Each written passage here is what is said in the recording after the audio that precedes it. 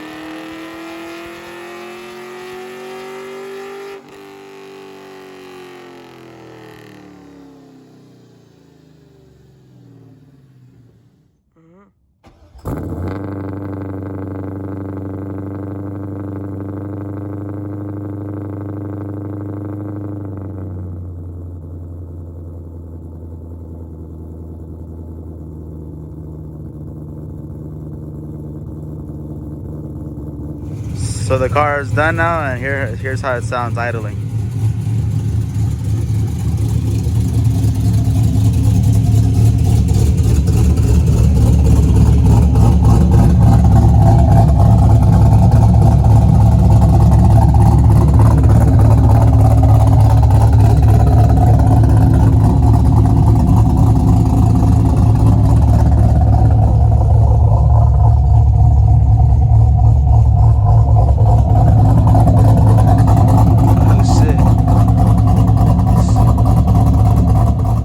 Alright, guys, what you guys just heard, it was my car idling, and if you ask me, it sounds pretty badass.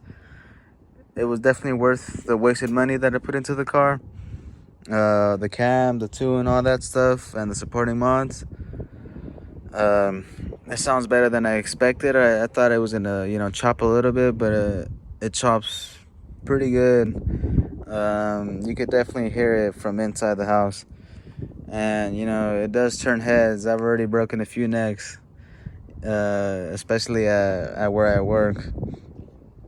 But yeah, so the car put down 361 wheel horsepower, which roughly adds up to 440 crank horsepower, which isn't bad for a 22-year-old car. Um, in all honesty, for power mods go, I haven't really put that much money into it. And that's one of the good things about these motors, that I haven't put too much money into it to make the power that I'm making. But if you want to make this power in any other application, you might have to put much more money into it. But luckily for me, it didn't cost that much. I have put a lot of money into the car as a whole. But, there's things you don't really need to do, like cosmetic-wise, like I did. But yeah, I was racing one of my buddies and in his M6 SS, and he got me off the hit. But up top, I started coming in like a freight train, and that's one of the downsides of having a stock converter with a decent sized cam. But my tuner suggested that I get a 32 to 3800 stall, and I found one on Texas Speed for around $600, and it was a 3500 stall, and the car would definitely wake up even on the lower end. Probably would be that and some gears, but for sure the converter is the next thing on my list. There's really nothing else that I need to buy, maybe besides some heads, like some 243s, to try to get over that 400 wheel mark.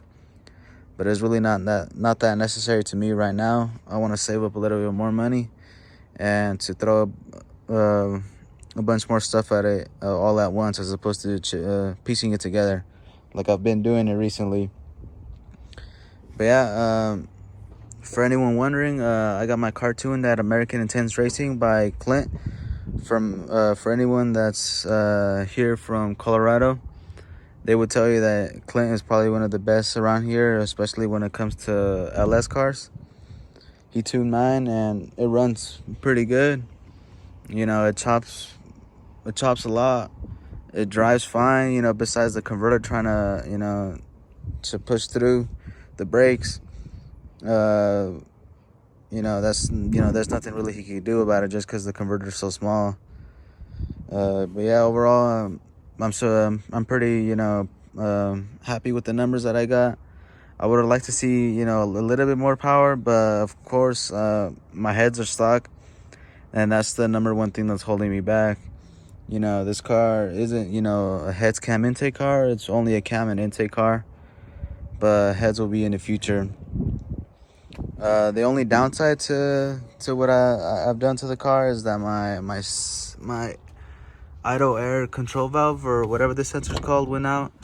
And I think my TPS sensor went out as well.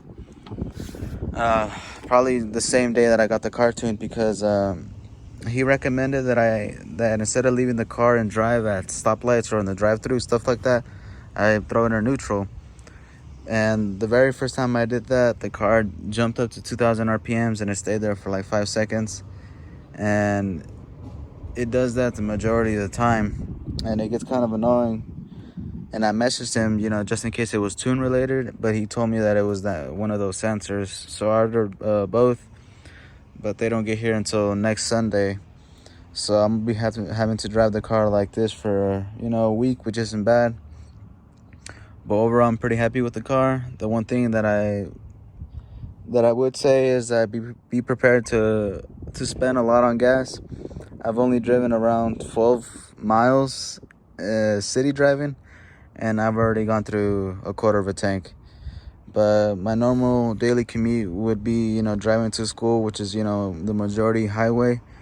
But as many of you know, with this whole virus thing, I haven't been going to school. So I'm doing the majority of city driving. But yeah, overall, I'm pretty happy with how the car came out. The next step would definitely be getting those heads. But before anything else, I want to get the converter, just because I don't like how the car is driving right now. But that'd probably be by June time. I'll have the converter in, and it'll probably start moving a lot more. But yeah, guys, thanks for watching, and Hope you guys have a good one.